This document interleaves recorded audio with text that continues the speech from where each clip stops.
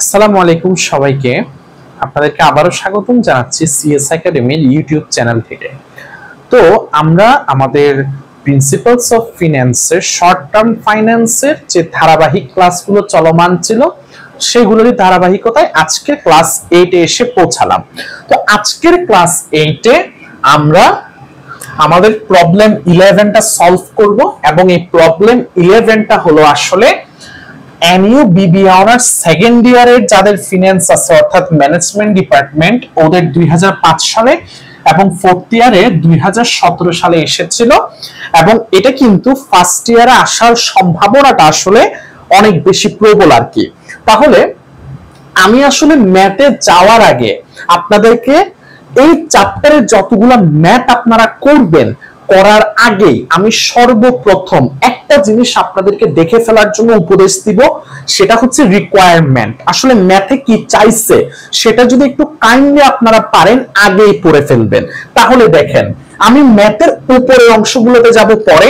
প্রথমে এই যে এতটুকু অংশ থেকে নিয়ে এতটুকু অংশ অর্থাৎ এই যে রিকোয়ারমেন্টটা, এই রিকোয়ারমেন্টটা আসলে আগে একটু আমি দেখে ফেলতে চাই। তো দেখা যাক, এখানে প্রথমেই বলতেছে যে how much amount of the company will get at advance. এখন অ্যাডভান্সের অঙ্ক আমাদের কিন্তু স্যার একটাই আছে, অ্যাডভান্সের অঙ্ক একটাই আছে, সেটা হচ্ছে কি নেট পিরিয়ডিক অ্যাডভান্স বা এমপিএ, যেটা আমি আপনাদেরকে গত ক্লাসে একদম বিস্তারিত বেসিক রুলসও বুঝাইছি এবং হচ্ছে আমি কিন্তু আপনাদেরকে একটা ম্যাথ সলিউশন করে দেখাইছিলাম। সো যারা আজকের ক্লাসের নতুন আপনাদেরকে একটু কাইন্ডলি রিকোয়েস্ট করব শুরু থেকে প্লেলিস্টের সব ভিডিও দেখে আসার জন্য। তাহলে আমাদের সর্বপ্রথম কি বের করতে বলছে আমাদেরকে, নেট পিরিয়ডিক অ্যাডভান্স অথবা এনপিএ। এরপর বলতেছে what is the amount of total cost. এরপর আমাদেরকে কি বের করতে বললো sir, total cost. Total cost বলতে ওই অ্যানুয়াল ফ্যাক্টরিং কস্ট যেটা আমরা করি আর কি। আচ্ছা, এরপরে ইআইআর। তাহলে আমরা তিনটা রিকোয়ারমেন্ট পাইছি, কি কি স্যার, এনপিএ টোটাল কস্ট মানে NPA total annual factoring cost এবং 3 নম্বরে হচ্ছে স্যার আমাদের ইআইআর। এই তিনটা রিকোয়ারমেন্ট আমরা পেলাম। আমরা একটু এগুলা শর্ট লিস্ট করে ফেলি।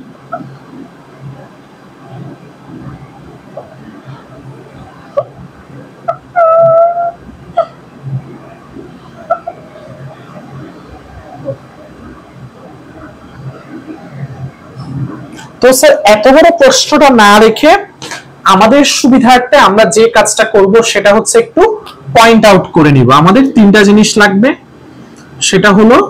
সেগুলো হলো কি কি, আমাদের এনপিএ করতে হবে, আমাদের টোটাল কস্টটা লাগবে এবং ফাইনালি আমাদের ইআইআরটা লাগবে।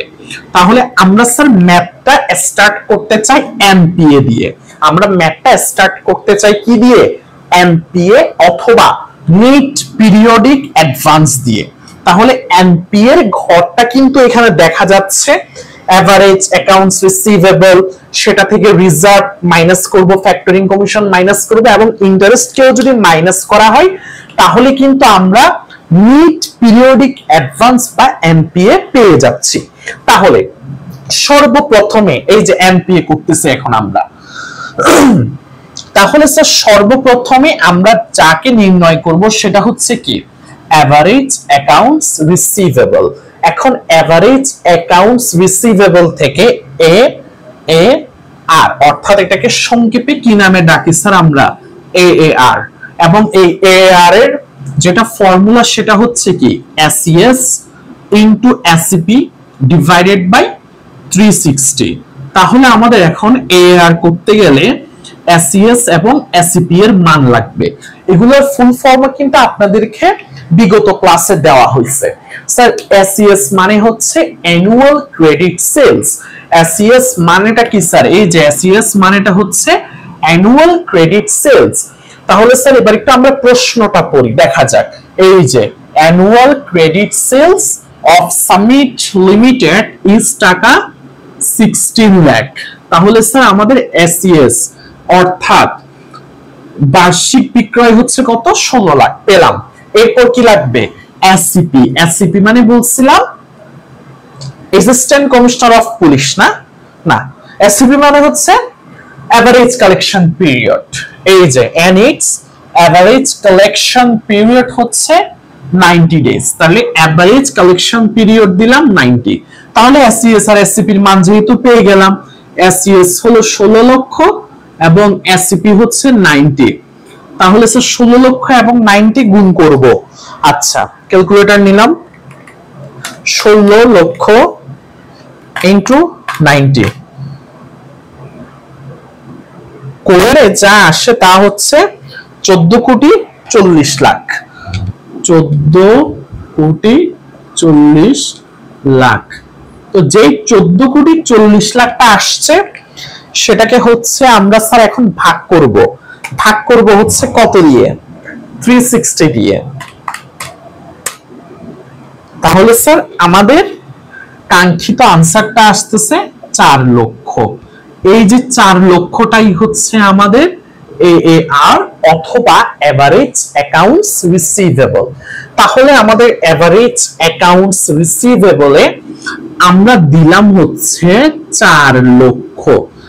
আচ্ছা এবার রিজার্ভ। আচ্ছা আমি আপনাদেরকে সর্বদাই একটা কথা বলি, সেটা হচ্ছে যখনই আপনারা রিজার্ভ খুঁজবেন তখনই অ্যাডভান্স খুঁজবেন, যখনই আপনারা রিজার্ভ খুঁজবেন তখনই কাকে খুঁজবেন অ্যাডভান্স খুঁজবেন। একটা জিনিস খেয়াল করেন, এই যে এই জায়গাটা অ্যাডভান্স আপ টু কত পার্সেন্ট 90%, তার মানে কোম্পানিটা অ্যাডভান্স দেয় কত পর্যন্ত 90%। খেয়াল করবেন টোটাল অ্যামাউন্ট সবসময় কয় পার্সেন্ট হয় স্যার 100% হয়, কিন্তু সামিট লিমিটেড অ্যাডভান্স দিচ্ছে 90%, তার মানে 100 থেকে 90 বাদ দিলে সে নিজের কাছে রেখে দিচ্ছে কয় পার্সেন্ট 10%। এই 10%টার নামই হচ্ছে কি স্যার রিজার্ভ। এই 10%টার নামই হচ্ছে কি রিজার্ভ।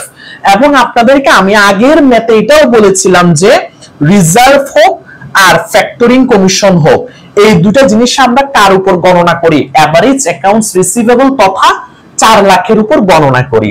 তাহলে রিজার্ভ হচ্ছে 4 লক্ষের উপর কয় পার্সেন্ট পেয়েছিলাম আমরা এই যে 10%, তাহলে 4 লক্ষের 10% ক্যালকুলেটরের প্রয়োজন নাই, এটা হচ্ছে 40,000। তাহলে 4 লক্ষ থেকে এখন 40,000 মাইনাস করলে আর থাকে 3,60,000। এবার একটু দেখা যাক আমাদের কাকে প্রয়োজন, আমাদের প্রয়োজন ফ্যাক্টরিং কমিশনকে। এই ফ্যাক্টরিং কমিশনটাও আমরা ধরবো এভারেজ অ্যাকাউন্টস রিসিভেবল তথা এই যে 4 লক্ষটার উপর, ওকে কেন্দ্র করেই কিন্তু এরা দুইজনের মানটা আমরা ধরতেছি। তাহলে স্যার এবার যদি ফ্যাক্টরিং কমিশনটা নির্ণয় করতে যাই 4 লক্ষ ইনটু, আচ্ছা ফ্যাক্টরিং কমিশন কোথায় বলা আছে একটু দেখি তো, এই যে the factor charges 3% কমিশন। এখানে প্রত্যেকটা জিনিস প্রশ্নতে একদম স্পষ্ট করে উল্লেখ করাই আছে যে ফ্যাক্টরিং কমিশনটা কয় পার্সেন্ট এই যে 3%। তাহলে 4 লাখ ইনটু 3% এবং এটার যে মানটা আসে সেটা হচ্ছে 12,000। তাহলে 3,60,000 থেকে 12,000 যদি আমি মাইনাস করি 3,48,000। এখন একটা কথা মনে রাখতে হবে মাস্ট বি, সেটা হচ্ছে এই দুইজনকে এই যে রিজার্ভ এবং ফ্যাক্টরিং কমিশনকে আমরা এভারেজ অ্যাকাউন্টস রিসিভেবলের উপর গণনা করলেও আমাদের কিন্তু ইন্টারেস্টটাকে গণনা করতে হবে কার উপর, এই যে লাস্টে যে মানটা আসছে 3,48,000 ওর উপর। তাহলে ইন্টারেস্ট গণনা হবে 3,48,000 এর উপর ইনটু কয় পার্সেন্ট ইন্টারেস্ট একটু দেখি তো, এই যে at 15% ইন্টারেস্ট। কত পার্সেন্ট ইন্টারেস্ট স্যার 15% ইন্টারেস্ট। তার মানে এই 3,48,000 এর উপর 15% করলে ইন্টারেস্টটা চলে আসবে। তাহলে একটু করার চেষ্টা করি 3,48,000 ইনটু 15%, 3,48,000 ইনটু 15%। এখন আমাদের আনসারটা আসতেছে 52,200। আমাদের আনসারটা একটু এদিকে আমি লিখি, আমাদের আনসারটা আসতেছে 52,200। এটাই কি আনসার ভুলেও না। ম্যাক্সিমাম স্টুডেন্ট এই জায়গাতে এসেই কিন্তু এক্সাম হলে ভুলটা করে বসে। সেটা কি? সেটা হচ্ছে যখন কোনো একটা অ্যামাউন্টের উপর আমরা একটা পার্সেন্টেজ করি, তখন ফিন্যান্সের হিসাবে 360 দিনের সুদ বের হয়। কয় দিনের? 360 দিনের। এখন এখানে খেয়াল করবেন আপনারা, এই যে তাহলে আমরা যদি এখন 3,48,000-এর উপর সরাসরি 15% করি, যে 52,200টা আসতেছে সেটা কয় দিনের সুদ স্যার? 360 দিনের। এখন আমার অঙ্ক কি 360 দিনের? না, আমার অঙ্কটা হচ্ছে 90 দিনের। তাহলে যে সুদের পরিমাণটা বের হবে সেটাকে 360 দ্বারা ভাগ করলে একদিনের সুদ আসে, এবং আপনি যখন পরবর্তীতে 90 দ্বারা গুণ করবেন তখন কিন্তু স্যার 90 দিনের সুদ চলে আসে, এবং আপনার অঙ্ক যত দিনের হবে আপনার সুদের পরিমাণটাও কিন্তু ঠিক তত দিনেরই ধরতে হবে। এখন স্যার এখানে দেখা যাচ্ছে যে 3,48,000-এর উপর 15% করলে 52,200 আসে, এবং এটাকে 360 দ্বারা প্রথমে ভাগ করব, 90 দ্বারা গুণ করব, তাহলে আসে হচ্ছে 13,050। আর যারা আপনারা সায়েন্টিফিক ক্যালকুলেটরে করবেন আপনাদেরকে বলে রাখি, এই যে খেয়াল করেন 3,48,000-এর উপর 15% দিবেন, দিয়ে সমান্ত দিবেন, সমান দিলে 52,200 আসবে। একসাথে এক লাইনে ভাগ 360 ইনটু 90, এই কাজটা করবেন না। এই কাজটা যদি করেন অনেক সময় আনসার কিন্তু ভুল চলে আসে। তাহলে স্যার কি করব? প্রথমে 3,48,000-এর উপর 15% দিয়ে যখন সমান দিবেন 52,200 আসবে। প্রথমে ওই 52,200-কে 360 দ্বারা কি করবেন? লিখবেন যে 52,200 ভাগ 360 সমান, সমান দিলে যা আসবে এরপর লিখবেন যে ইনটু 90। তাহলে স্যার কত আসে? 13,050। তাহলে এখন 3,48,000 থেকে 13,050-কে যদি মাইনাস করা হয় তাহলে যা আসে সেটা হচ্ছে 3,34,950, এবং এটাই হচ্ছে আমাদের কাঙ্ক্ষিত 1 নম্বর রিকোয়ারমেন্টের আনসার। আমাদের 1 নম্বর রিকোয়ারমেন্টের আনসার আসলো তাহলে 3,34,950। এখন স্যার একটা জিনিস একটু আপনাদেরকে মাথায় রাখতে হবে, বা আপনারা যারা প্রিভিয়াস ম্যাথগুলা করে এতটুকু পর্যন্ত পৌঁছাইছেন, একটা জিনিস কিন্তু আপনাদের জানার কথা যে যখনই আমাদেরকে টোটাল কস্ট বের করতে বলে, যখনই আমাদেরকে কি বের করতে বলে স্যার? টোটাল কস্ট বের করতে বলে। টোটাল কস্টের ফর্মুলাটা হচ্ছে কি? MPC into ARTO.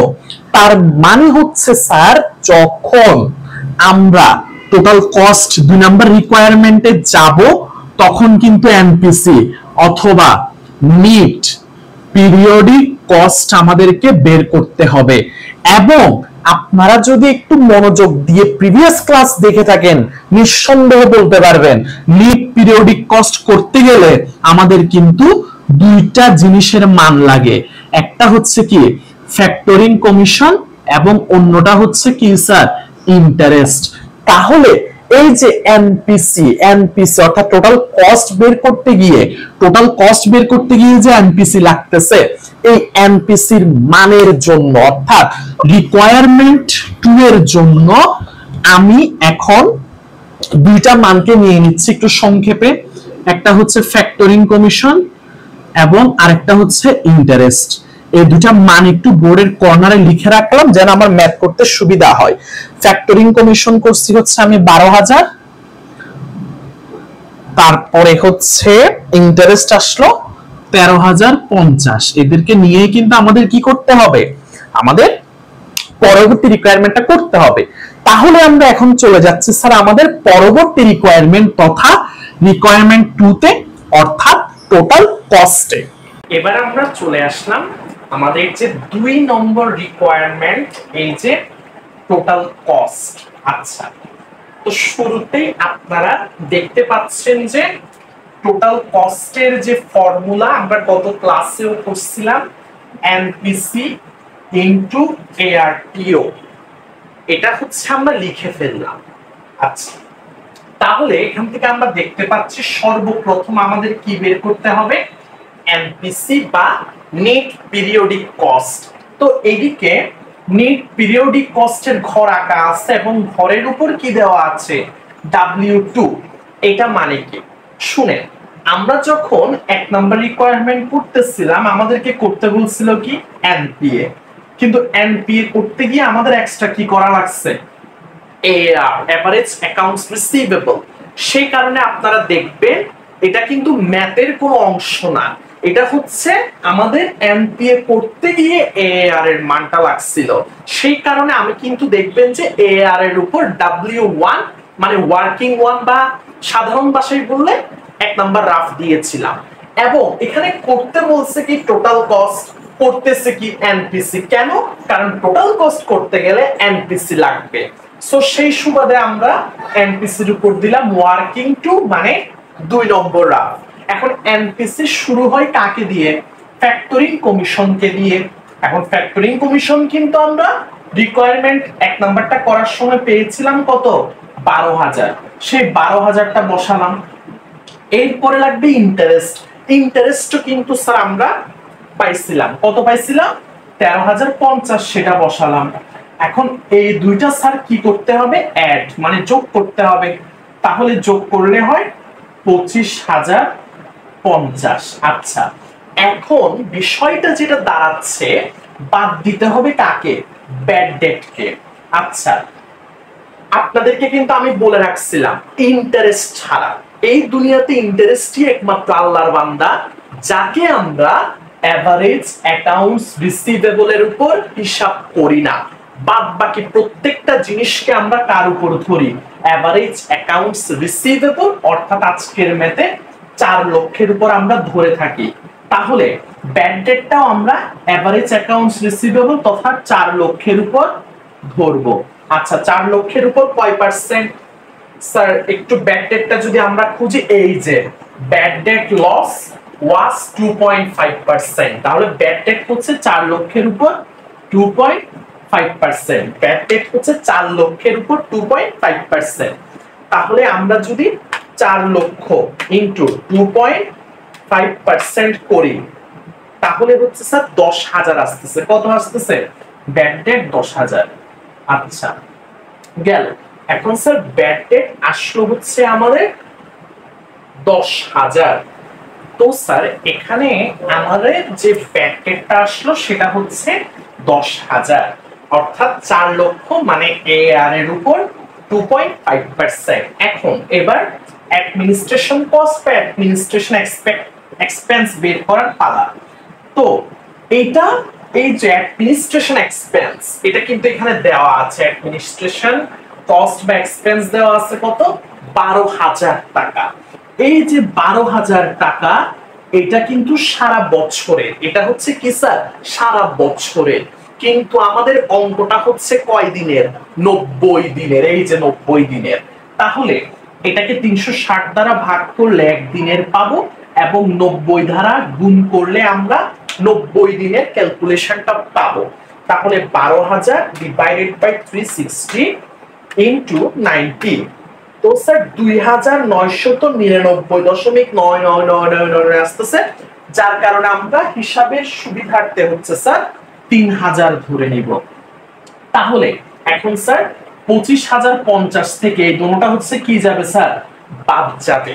তাহলে আমরা এখন 25,050 বিয়োগ 10,000 বিয়োগ 3,000, তাহলে স্যার আমাদের যে নেট পিরিয়ডিক কস্ট বা এনপিসির আনসার আসতেছে সেটা হচ্ছে 12,050। 12,050। তাহলে এই যে এনপিসিটার জন্য এত কিছু আমাদের করা লাগছে, সেটা হচ্ছে 12,050 ইনটু, এবার আবার কে নাই, এআরটিও নাই। তাহলে এবার আমরা যদি স্যার এআরটিওর মানটা বের করতে যাই, যেহেতু এটা কিন্তু ম্যাথের অংশ না, ম্যাথের অংশ হচ্ছে টোটাল কস্ট, তাহলে আবার ওয়ার্কিং কত দিতে হবে 1 2 3, ART এর জন্য ওয়ার্কিং 3 দিলাম। ART এর ফর্মুলাটা কিন্তু আমরা জানি, অ্যাকাউন্টস রিসিভেবল টার্নওভার এর ফর্মুলাটা ছিল 360 ডিভাইডেড বাই SCP। তো উপরে 360 বসে যাবে, আর আমাদের SCP মানে এভারেজ কালেকশন পিরিয়ড কিন্তু 90, সে 90 দ্বারা ভাগ করলে 90 দিয়ে কাটলে আর 4, তাহলে ওই 4টাকে কি করব আমি এখানে এনে বসাই দিলাম। তাহলে 12050 ইনটু 4 করলে আমাদের যে 48,200 টাকা আসতেছে, এই জিনিসটাই হলো আমাদের টোটাল কস্ট তথা রিকোয়ারমেন্ট দ্বিতীয়টার আনসার। তাহলে স্যার আমরা প্রথমে এনপিএ পেলাম, এরপরে এখন টোটাল কস্ট পেলাম 48,200। এবার আমরা চলে যাব আমাদের 3 নাম্বার রিকোয়ারমেন্ট তথা ইআইআর। আচ্ছা, এবার আমরা চলে আসলাম আমাদের সর্বশেষ যে রিকোয়ারমেন্ট ইআইআর, এবং ইআইআর এর ফর্মুলা কিন্তু সর্বদা সেমই থাকে, এতদিনে মুখস্থ হয়ে যাওয়ার কথা আপনাদের 1 plus I to the power n minus 1 into 100। আচ্ছা, এখানে একটু মনোযোগ দিয়ে খেয়াল করবেন, যখন আমরা এখানে ফার্স্টে আই এর মানটা বের করতে যাব, দেখেন আই এর ফর্মুলাটা হচ্ছে এনপিসি ডিভাইডেড বাই এনপিএ। এই ফর্মুলাগুলো নিয়েও কিন্তু গত ক্লাসে অর্থাৎ একদম বেসিক ক্লাসটাতে বিস্তারিত আলোচনা করা হয়েছে। তাহলে স্যার এনপিসি অর্থাৎ দ্বিতীয় যে রিকোয়ারমেন্টটা, সেখান থেকে আমরা নেট পিরিয়ডিক কস্ট বা এনপিসি বের করছি কত 12,050। আচ্ছা, আর প্রথম রিকোয়ারমেন্ট যেটা, সেটা থেকে আমরা এনপিএ বের করছি হচ্ছে 3,34,950, 3,34,950। তাহলে স্যার আমরা এখন একটু ক্যালকুলেশনে যাই, 12,050 ডিভাইডেড বাই 3,34,950, যে মানটা আসে সেটা হলো 0.035975518। এই মানটাকে এখন কোথায় বসাবো স্যার?